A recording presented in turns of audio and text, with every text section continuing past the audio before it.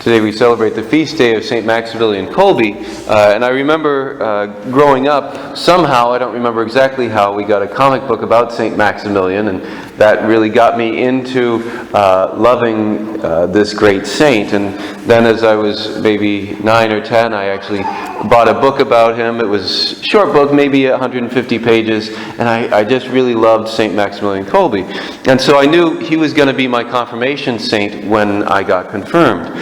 And I see that he has been kind of a presence in my life throughout my life. When I was a newly ordained priest, I had people that would come to me for spiritual advice and the like, and some of them would talk about these. I remember first hearing about doing this 33-day preparation of consecration to the heart of Mary via St. Louis de Montfort, which, if you've ever done, not the 33 days to morning glory, but the actual de Montfort consecration, there's a lot of rosaries and a lot of prayers and litanies and reading. It's kind of intense, and it doesn't really explain what's going on. And I remember listening to this and saying, yeah, that sounds good, but I don't really want to do that. 33 days is a long time to be doing all these prayers. Uh-oh is right.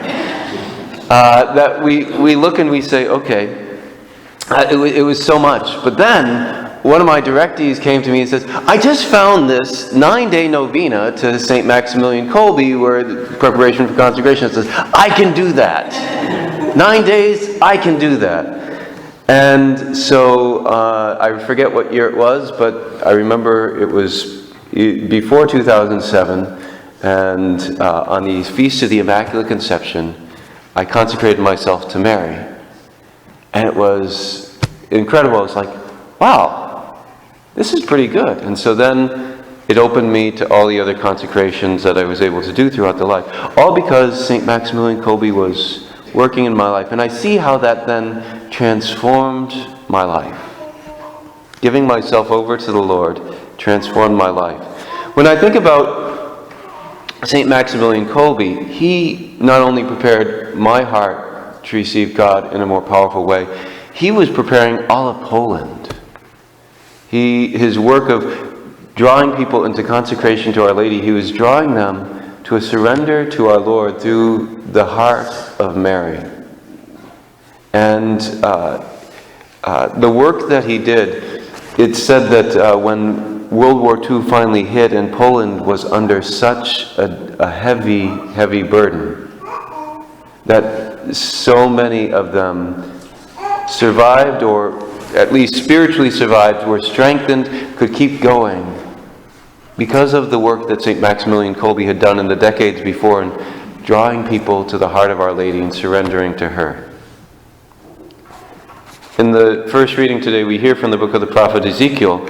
And there's this man dressed in a linen with a writer's case at his waist, and he's going around and he's putting the towel on people's foreheads, those who lamented and groaned and moaned over the abominations that were practiced in the city of Jerusalem in the temple.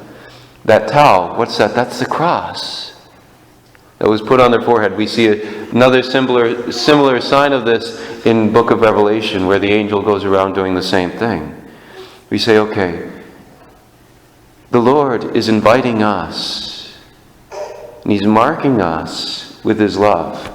He says, if you love the things I love, if you groan over the things that wound my heart, if you get close to me, I will protect your soul. I will protect your soul. As we turn to our Lord today, let us ask, through the intercession of our Blessed Virgin Mary, through the intercession of St. Maximilian Kolbe, that we may surrender ourselves completely into His hands. We may trust Him, that we may allow our hearts to be formed like His heart, to love what He loves, that He may break our hearts from what breaks His, so that we may truly know and love the Lord and experience His love, His protection, His sign on our forehead.